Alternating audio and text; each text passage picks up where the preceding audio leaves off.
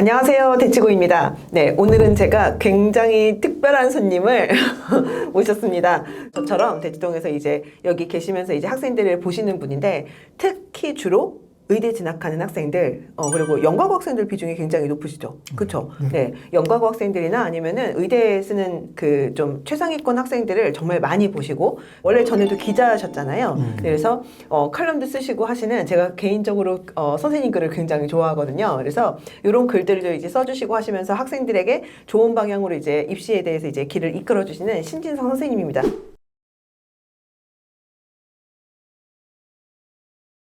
그러면은 우선은 진짜 어쨌든 의대 진학하는 학생들 오랫동안 많이 보셨잖아요. 어쨌든 그러면은 그 친구들을 좀 아우를 수 있는 어떤 공통점이라고 할 만한 게 좀 있을까요? 공통적으로 느껴지는 건 우수함이 첫째, 즉 의대에 들어오기 위해서 모든 것이 우수해야 한다는 우수함이 첫 번째인 것 같고요. 학업 역량. 학업 역량이죠. 네네. 그 두 번째는 결격 사유가 없다는 거죠. 결격 사유가 없다는 게 어떤 말이에요? 다 1등급인데 주요 과목에서 특히 수학이 한번 2등급이라든지 물화생을 하는데 물을 일을 피하고 화학생명을 했다든지 어느 한쪽에 치우친 학생보다는 골고루 균형 잡히고 이것도 잘하고 저것도 잘하고 골고루 잘하는 학생을 확실히 의대에서 학종에서 선호하는 것 같아요. 그러니까 워낙 이제 의대 입시 자체가 굉장히 최상위권의 정말 별들의 전쟁이니까 그런 부분들 때문에 모든 면에서 완벽한, 그러니까 어차피 학생들이 대부분 다 높은 역량을 갖고 있는 학생들이다 보니 뭐 하나만 삐끗해도 사실은 그러면은 끝나버리는. 그렇죠. 네, 그래서 모든 게 이제 완벽하게 다 갖추고 있는 그걸 지금 결격 사유가 없는이라고 표현을 그렇죠. 해주신 것 같아요. 그러면은 이게 또 왜 오랫동안 어쨌든 의대 입시를 해오셨잖아요. 예전이랑 비교해서 최근 요새의 의대 입시 트렌드를 좀 꼽자면 어떤 게 있을까요?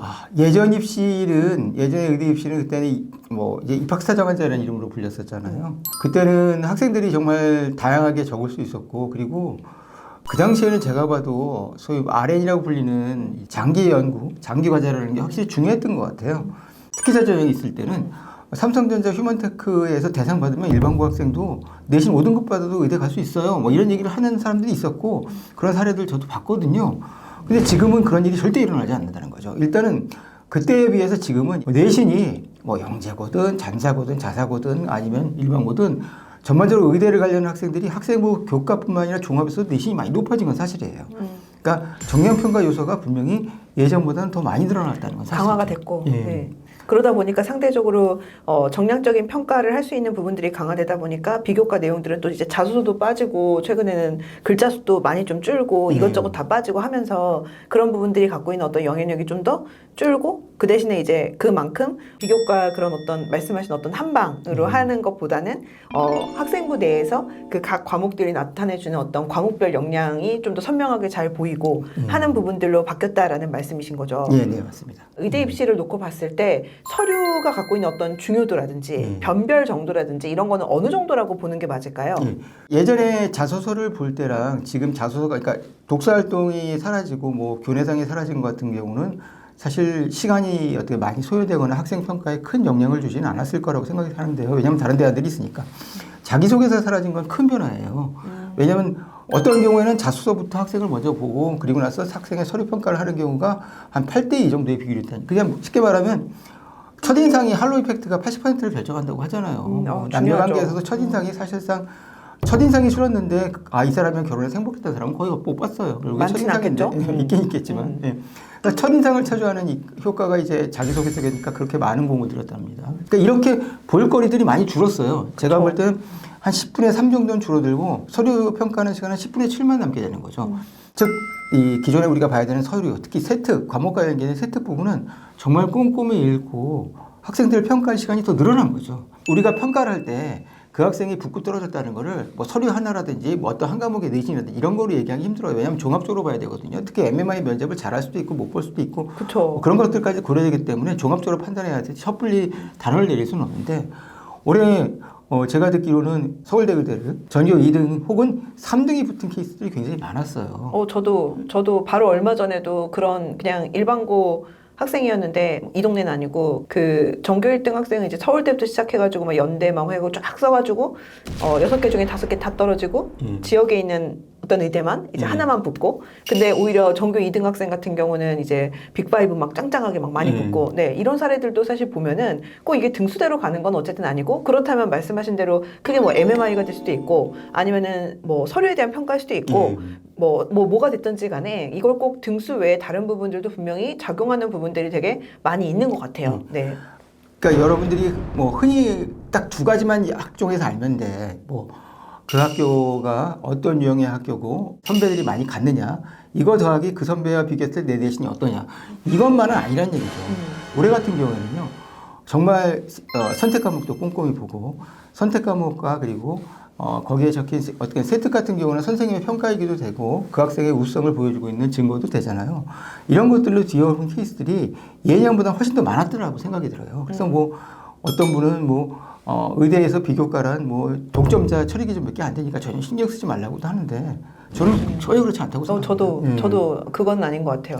그리고 그 말씀하신 대로 확실히 전에는 왜 의대 생각하는, 특히 목표하는 학생들 같은 경우 우선은 의대는 워낙 내신 컷이 높으니까 1.0을 향해 정말로 달려갔잖아요. 그래서 1.0을 위해서 모든 거를 포기를 하는 식으로, 그러다 보니까 말씀하신 대로 비교과는 그냥 제껴두기도 하고, 일반고 같은 경우 특히, 그 다음에 이제 과목 선택 같은 경우도 내신 따기 유리한이라고 보통 표현을 하는 것들만 하다 보니까, 뭐 이를테면은 물리 같은 경우는 이제 좀 아무래도 학생들 호불호도 좀 많이 갈리기도 하고 이런 부분들이 있다 보니 의대 생각한 학생들 같은 경우는 물리 빼고 뭐 어떤 과목들을 선택한다든지 이런 식으로 많이 했는데, 저도 이번에 그 이제 학생들 얘기를 좀 들어보고 그다음 학교 얘기 좀 들어보고 하면은 같은 경우도 이번에 전일 학생 같은 경우 그 정도면 이제 전사고고 의대 입시로 워낙 유명한 학교인데도 전일인 학생 이제 그 떨어지고 전이인 그 뒤에 학생들 같은 경우 전삼 학생 붙고 막 이랬던 게, 그게 이제 학교에서는 그 물리를 전일인 학생이 선택을 안 한 거를 되게 크게 좀 보고, 그래서 이번에 학년 학생들한테는 되게 세게 좀 푸시를 하는 것 같더라고요. 몇 년 전만 하더라도, 그러니까 저도 서울대 의대 생기부에 그냥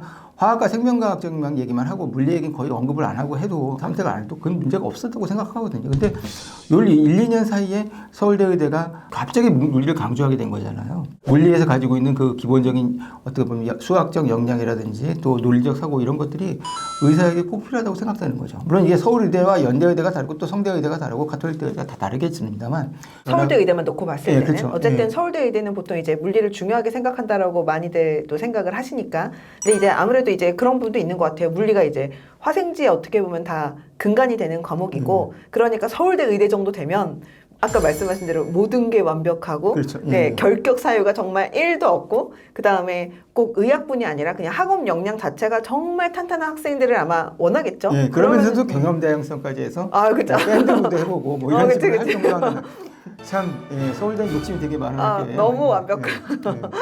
맞아요. 앞으로 내년도부터 이제 서울대가 정말 물리 하나면 피해를 본다는 게 여기 강남 일본고에서 확인이 됐고, 진짜 여고에서도 지금 물리 선택자들 되게 많이 늘었잖아요. 그러니까 기본적으로 그러면 학생들이 선택할 과목의 숫자는 총량은 정해져 있는데, 그 과목에서 난이도 높은 과학 과목의 선택자들이 선택 비율이 높으면 높을수록, 그렇다고 서울대학이 또 이공계적인 학생들만 좋아하느냐, 절대 그렇지도 않거든요. 그러니까 굉장히 어려워진 거예요. 이런 것들을 다 하면서 또 인문학적 과목에서 들어오면서 거기서 또 통섭적인 인재임을 증명하는 건 또 그건 쉬운 일은 아니죠. 그러면은 우리가 보통 어쨌든 좀 가장 최상위권 학생들이 많은 학교는, 고등학교는 이제 보통 영재학교, 뭐 과고 뭐 이런 약간 선발하는 학교들이라든지 이런 쪽이 아무래도 좀 많을 수밖에 없잖아요. 비율적으로. 의대 원서를 내는 영재학교 학생들도 또 많이 보셨잖아요. 네, 워낙 유명하시고.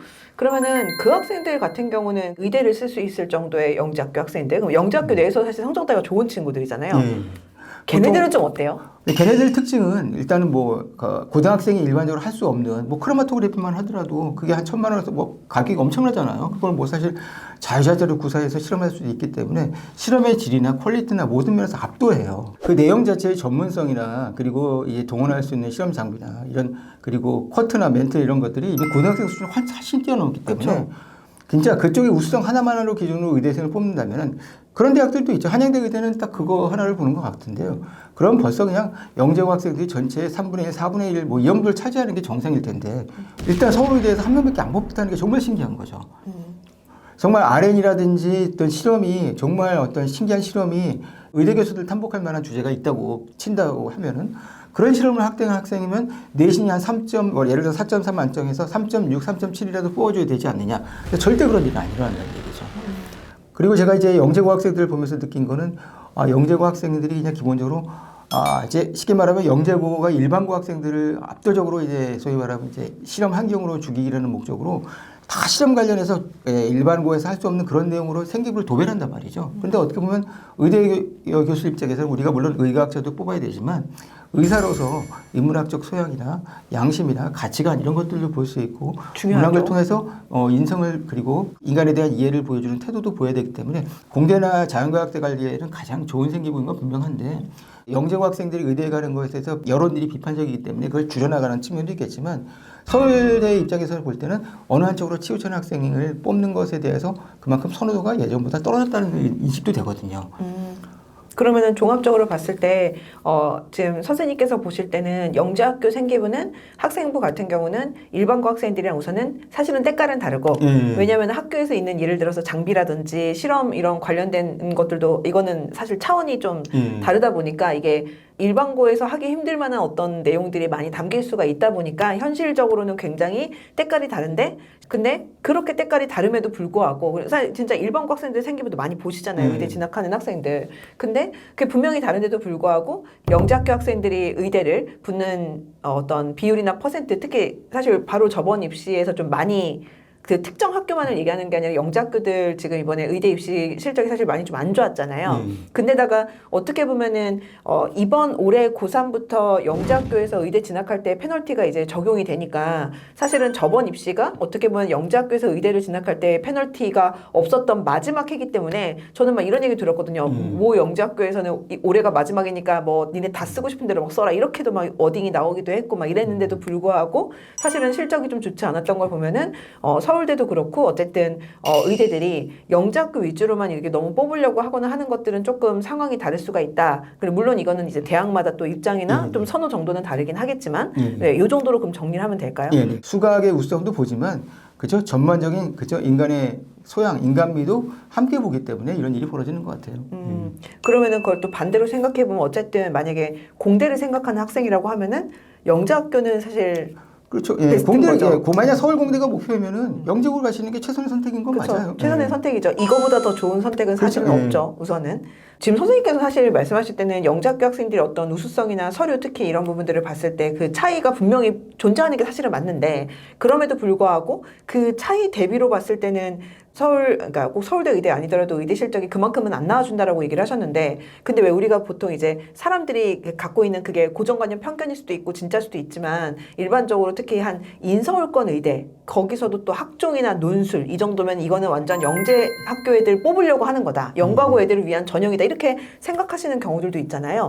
요거는 어떻게 보세요? 제가 이제 알기로는 이제 그 성균관대 의대에도 논술 전형으로 또 영재고 한 명이 있었고, 그러니까 카톨릭대도 붙는다면은 카톨릭대는 학교장 추천으로 붙는 게 아니고 다 논술 전형으로 붙게 되거든요. 영재고 학생들이 이제 학생원과 그리고 논술 전형에서 유리한 건 사실이에요. 논술은 사실은 학교를 보는 건 아니잖아요. 수학 실력을 보는 거니까.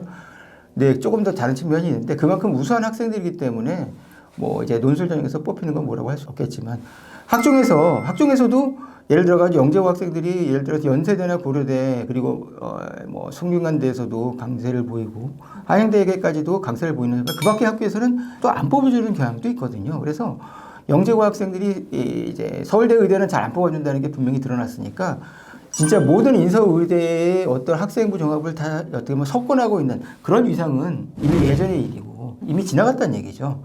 그러니까 의대 내에서도 이제 얘 이 정도의 실험과 이 정도의 컴퓨터 실력을 가졌으면 얘는 대한민국의 미래를 위해서 얘는 서울대 컴퓨터공학과나 수리과학부나 얘는 서울대 전기정보에 가는 게 맞아. 뭐 이렇게 생각하는 얘기죠. 그래서 학원들은 얘기를 합니다. 왜냐하면 영재원으로 학생들을 초등학생들을 묶어두고 영재고 입시로 중학교 때까지 잡아두려면은 영재고 하는 게 의대에 그만큼 유리하기 때문이었다는 이 얘기뿐이 없는데. 저도 많이 들었어요. 진짜 저도 그거는 앞으로 3년이나 5년 뒤에도 그게 유지가 될까?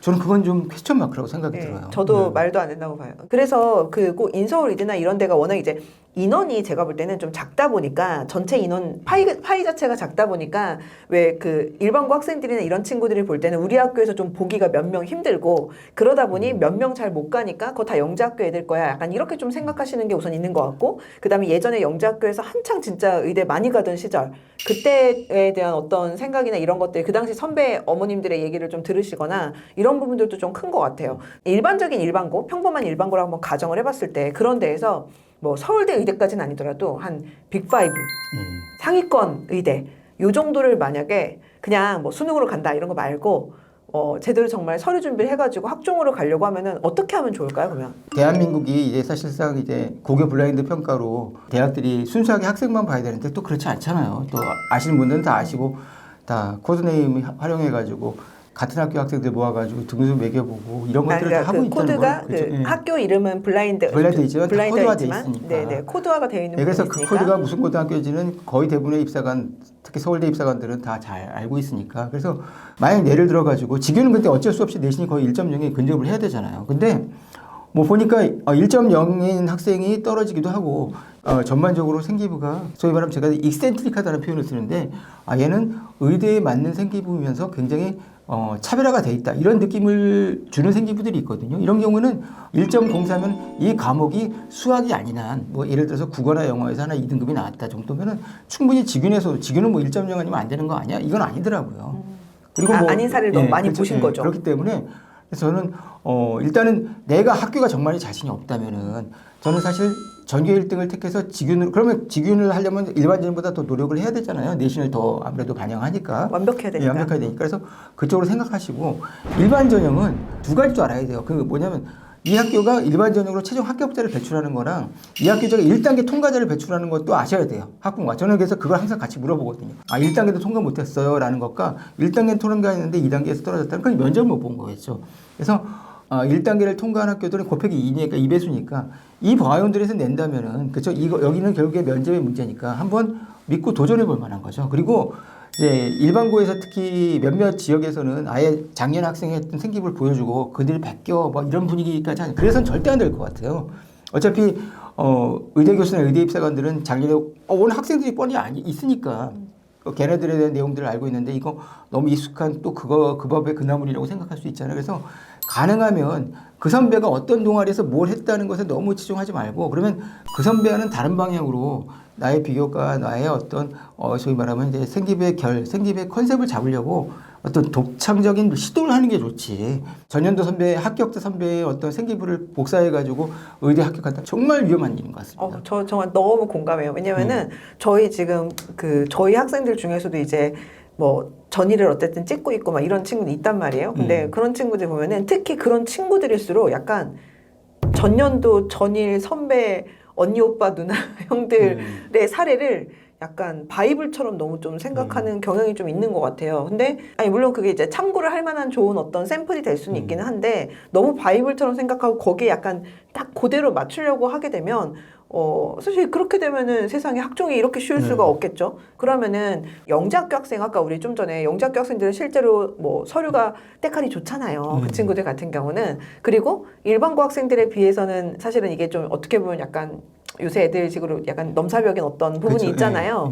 그러면은 이 친구들은 일반고 학생들이 나름대로 경쟁력을 갖추려고 하면은 그런 어떤 인성적인 면에 대한 어떤 어필을 한다든지. 네. 그래서 이제 자연스럽게 독서를 귀결해야 되는데, 그러니까 영재고 학생들은 사실 독서를 뭐 하는 학생들도 있어요. 근데 일단은 사실 공부의 양과 또 R&E의 양과 이런 것들 때문에 사실 독서에 많은 시간을 투자하지 못하고 있죠. 그래서 그렇겠죠. 생기부도 독서 없이도 얼마든지 그렇죠. 자기가 하고 있는 실험에 어떤 깊이와 이걸 통해 가지고 조절을 하면서 그렇게 만들어낼 수 있어요. 근데 학업 역량이 꼭 그렇죠. 독서만으로 가능한 건 아니다. 그렇죠. 영재고는. 네네. 그래서 그런 반면에 일반고 입장에서는 예를 들어 가지고 생명과학 투 시간에 유전자가 중요하니까 그래서 유전자를 추출해 보자. 그래서 양파 껍질도 사용하고 브로콜리도 사용하고 그러면 딸기는 어떨까? 딸기는 희귀할 거다. 딸기도 해보고 바나나도 똑같거든요. 아무 의미 없는 실험이잖아요. 그렇죠? 예. 근데 이런 생기부가 사실은 거의 일반고에서 서울의대를 가는 생기부에도 생명과학조 시간에는 다 있단 말이에요. 화학 시간에는 또 그러면 저게 아스피린 합성술이 또 그렇게 많이 나와요. 사실 그것도 누구나 할 수 있는 내용이고 사실 누구나 뻔한 내용들이 생기부에 다 적혀 있는 거잖아요. 이게 계기가 돼서 더 깊이 있게 파고 들어가지고 심층적으로 독서를 했다든지 아니면은 논문을 쓰는 것은 불가능하지만 논문 읽기는 가능하니까 뭐 영국에 랜셋이라는 잡지가 있고 미국에서 펀메디가 있잖아요. 이런 데서 찾아보면서 어떤 것들을 인용해 본다든지 이런 걸 통해 가지고 지적 호기심과 학업 영역을 동시에 보여줄 수 있는 거죠. 그래서 저는 일반고에서는 이제 지금 독서가 사라지고 그리고 독서 활동을 반영하지 않는다고 해서 만세를 부를 게 아니라 생기부에 부족한 학업 역량과 지적 호기심을 보여줄 수 있는 이런 것들을 어떻게 보면 색깔을 진짜 빛내기 위해 가지고 컨셉을 빛내기 위해서 독서를 활용할 전략적으로 활용할 그런 준비와 시간이 되어 있어야 한다는 얘기죠. 아, 그러면은 정리를 하자면은 이제 일반고 그냥 정말 평범한 일반고라고 했을 때 그런 학생들이 만약에 이제 막 유명한 막 빅5 안에 드는 그런 학교에 대한 학종을 준비한다라고 했을 때 당연히 첫째는 성적이 받쳐줘야 되겠지만 비교과 같은 경우에 우선은 너무 선배들의 사례를 그 내용들을 그대로 붙이려고 하기보다는 본인의 어떤 생기부를 좀 만들려고 노력을 해야 되는 거고 그러기 위해서는 가장 제일 잘 좀 활용할 수 있는 거는 아무래도 독서다.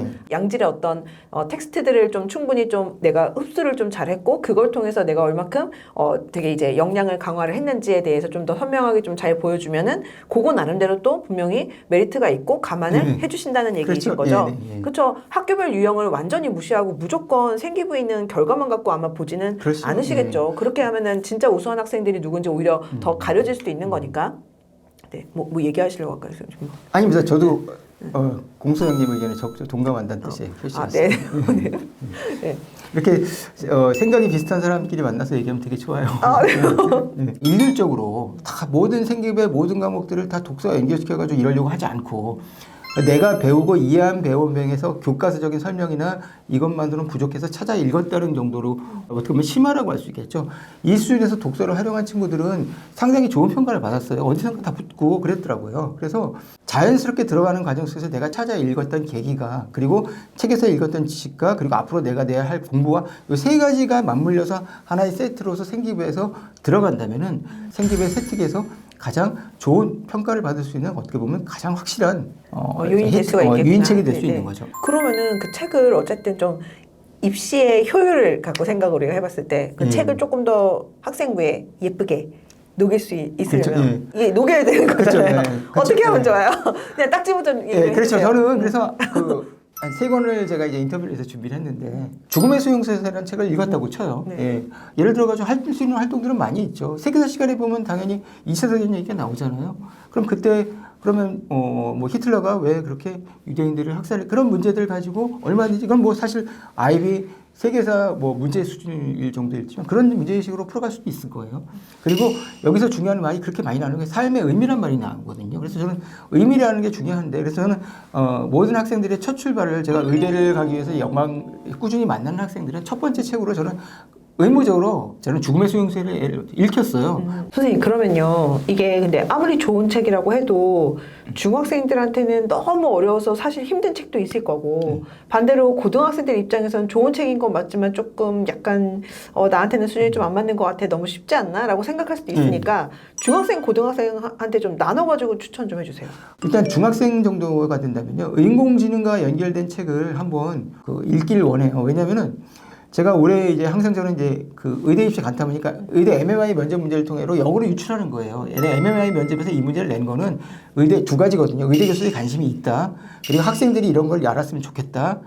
그리고 이거는 서류평가에도 반영이 된다. 이 3가지거든요. 그래서 그런 것들을 보면은 뭐 가톨릭대 의대 같은 문제 같은 경우는 이제 짧은 제시문에다가 그냥 쉽게 말하면 빅데이터 이용해서 인공지능으로 진단하는 시스템을 한번 설계해보라는 식으로 좀 황당한 질문을 던졌는데 이런 경우는 좀 인공지능에 관련된 관심들은 반드시 필요하다는 거예요. 그래서 그건 어린 시절부터 의료 인공지능뿐만 아니라 전반적으로 인공지능 관련된 책을 읽으면서 컴퓨터공학적으로 마인드를 갖추고 있는 학생 중에서 나중에 의학적으로 바뀌어나가는 학생도 얼마든지 합격할 수 있다는 얘기죠. 그 얘기. 그래서 저는 이건 진짜 말씀하신 대로 저는 정말 추천드리고 싶어요. 심지어는 문과 학생들도 그렇고. 그렇죠. 네, 요새는 사실은 조금 어느 정도 그런 인공지능이나 프로그래밍 뭐 이런 부분들에 대한 기본적인 이해와 소양이 좀 있어야만 되는 우리 학생들은 세대인 것 같아요. 그래서 그런 부분들이 꼭 컴공 쪽으로 진로가 맞춰져 있지 않는 경우라 하더라도 어느 정도는 조금 그 학생부상에서 일부만이라도 좀 이런 것들이 좀 있었으면 좋겠어요. 네. 그래서 확실하게 소위 말하는 AI 마인드라고 할 수 있겠죠. AI는 마인드란 말이 가장 잘 어울리는데 그 마인드를 갖춘 다음에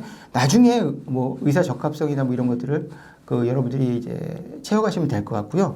고등학생들한테는 의과학이랑 의학의 미래를 이제 나눠서도 얘기를 해야 되는데. 의과학과 의학의 미래로. 네네. 네네. 의과학 관련된 책에서는요, 논문의 창으로 바라본 과학이라는 책이 있거든요.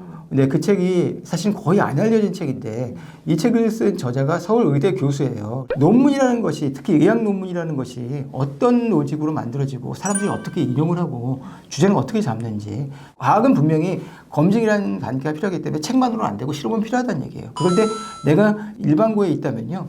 그런 책을 통해서 논문의 창으로 본 과학이라는 책 같은 책을 통해서 내가 실험의 세계를 간접적으로 이해했다는 것도 한 방법이 된다고 생각이 들어요. 좋겠네요. 예. 네. 그리고 네. 의학의 미래는 진짜 옛날에 서울 영재고 학생이랑 함께 독서 수업을 했던 책이 죽음의 중지라는 책이 있었거든요. 물론 의사라는 직업에 뭐 상당수가 사람을 살리는 일에 관여하고 있어요. 특히 바이탈의과들. 그렇지만 사람을 살리는 것만이 아니라 사람의 삶을 개선하고 사람의 고통을 줄여주는 일이 의사의 본업이 된다는 얘기죠. 그러면서 죽음의 중지가 오더라도 그런 일은 오지 않겠지만 그 일은 여전히 의사에게 그리고 직접 들어보면서 환자의 삶을 개선시켜주고 환자의 고통을 덜어주는 유일한 직업이 사실은 그건 의사가 할 수 있는 직업이라는 생각이 있어서 저는 의학의 미래가 밝다고 생각이 들고요. 그러면은 학생한테 맞는 독서법을 꼽자면 어떻게? 그래서 저는 문학 작품은 처음부터 끝까지 반드시 읽어야 된다는 얘기를 하고요. 비문학 작품을 읽는다면요. 여러분이 쉽게 말하면 찾아 읽기를 하세요. 여러분들이 뒤에 세기노를 즐겨보시면서 세기노 중에서 내가 하려는 연구나 하려는 탐구와 그리고 고등학교 수업과 연결되는 것과 관련된 부분만 먼저 읽어가서 전체 통으로 읽지 말고 발췌독 중심으로 책을 읽으신다면 얼마든지 시간이 나실 거예요. 선생님께서 어쨌든 책 진짜 많이 보시고 또 학생들한테도 이제 선생님께서 읽으신 책이나 뭐 이런 것들을 가지고 이제 되게 조언 많이 해주시잖아요. 그래서 선생님께서 요번에 이렇게 의대 생기부 필독서 50건이 들어있나요? 50건? 50건. 네. 50건. 네. 100을 쓰려다가 100은 너무 하는 것 같아요. 와, 100을? 네, 그렇죠. 네. 두께가 얼마나. 그래서 특히 의대를 생각하는 학생들이 좀 보면 좋을 만한 책들을 이렇게 좀 추려주셨는데, 실제로 의대를 목표하는 학생들이 좀 본다라고 하면 어떤 식으로 보고 어떻게 활용하면 좀 좋을까요? 그러니까 이 책에 적혀 있는 책들을 찾아서 읽으면 50권까지 하시면 거의 뭐 3년 내내 이거에만 매달려야 되니까 그건 안 하지 않고요. 저는 이 책에서 이 책도 역시 골라 읽기를 하세요. 코로나 이후 때문에 영향인지 모르는데 죽음에 대한 관심들이 많이 늘어나서 그렇죠. 하여튼 죽음에 관련된 얘기들을 많이 생기부에 써요. 그럼 여기 관련 죽음에 관련된 책들이 있잖아요. 그래서 그 책들을 읽어보고 제가 가이드를 줬던 학교 생활에 써먹는 방법들 있죠. 그걸 보고 나서 실천해서 그 책과 활용해서 책을 바탕으로 어떤 활동으로 이어졌다는 거죠. 여기에 어떤 아이디어를 그거를 여러분들이 찾으시기 바랍니다. 그리고 다른 건 모르겠지만 5부에서는 제가 여기 기능의학 부분은 이제 빠져있긴 했지만 나머지에 관련된 뭐 사실상 양자의학부터 시작해서 모든 소위 말하는 의학의 미래는 다 담으려고 했거든요. 그 부분만큼은 한번 여러분들이 관심을 갖게. 왜냐? 의대는 그러면 쉽게 말하면 역사학과가 아니거든요. 의학의 역사를 잘 알고 의학의 대가들 뭐 어떤 병에서 누가 최초로 이런 걸 원하는 게 아니에요. 결국 변화하는 환경 속에서 그쵸? 예, 발빠르게 대처할 수 있는 그런 능력을 갖춘 의사를 원하기 때문에 초점을 방향점을 미래에 두고 있는 학생들을 되게 좋아하거든요. 그래서 다른 분야는 모르겠지만 의학의 미래들에 나와 있는 책은 계속 좋은 책들이 나와 있을 거예요. 그런 거에 대해서는 계속 관심을 가지시는 게 더 좋을 것 같아요. 그건 여러분들이 더 빠르게 하실 수 있는 거예요. 그죠? 예. 지금까지 20여 년 동안의 그 어떤 의대 진학하는 학생들을 이렇게 계속 보시면서 이제 이렇게 만들어 주신 이런 책에 대해서 이거 영상 보시고 댓글로 이 책이 왜 좀 필요하고 어떻게 의미가 이제 학부모님이든 학생이든 있을 것 같은지에 대해서 좀 이렇게 좀 적어 주시면 그 중에 저희가 이제 10분을 뽑아 가지고 그 10분께 이 책 한번 보내드리도록 할 테니까 이것도 좀 많이 관심 가지셨으면 좋겠습니다. 그럼 선생님 이렇게 시간 내주셔서 너무 감사하고요. 나중에 또 저희 채널 좀 놀러와 주세요. 그래서 네, 자주 놀러 오겠습니다. 네, 좋은 얘기 많이 해주시고 그 다음에 저희 이제 이거 보시는 분들한테 좀 이렇게 꿀팁도 많이 좀 알려주시고 해주시면 좋을 것 같습니다. 기꺼이. 네, 알겠습니다. 네, 그러면은 오늘은 여기까지 지금 하도록 하겠습니다. 다음에 또 좋은 내용 좀 정리해가지고 또 찾아뵙도록 하겠습니다. 네, 인사드리겠습니다. 감사합니다. 감사합니다.